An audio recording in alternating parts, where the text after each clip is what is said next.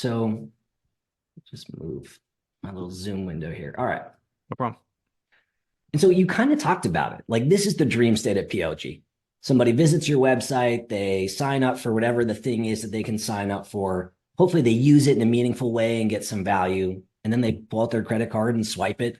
And ideally, it doesn't stop there. Ideally, they continue to either upgrade in between plans or expand their usage over time. This is the dream. It's never this simple, right? Like it's easy to put it on the slide. And what I have learned makes this less simple is maybe the story that I learned during my time at Wistia, I guess is what helped me to understand the need for this hybrid motion outside of these 5 tiles here. Let me explain a little bit more. So when I was at Wistia, I shared it. Video marketing software company. I was there for about 4.5 years, early to the freemium motion.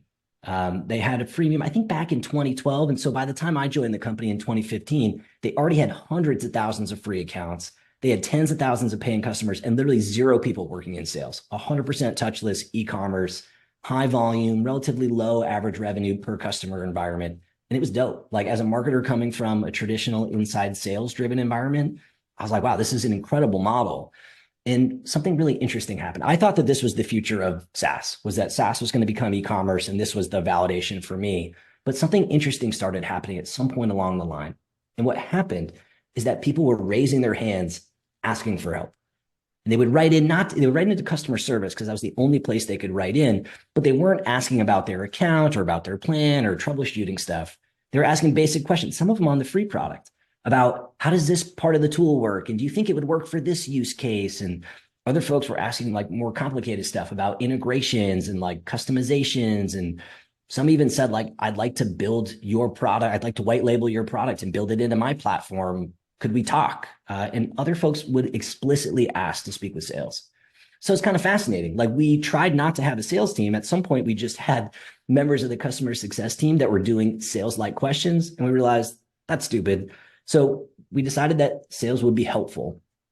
And then the question became, how do you do both? Like if we're a self-service freemium business, but we have a sales team, are we no longer self-serve? And we knew we didn't probably want or have the volume of sales reps to send every new account to our inside sales team, but we weren't sure how to identify who.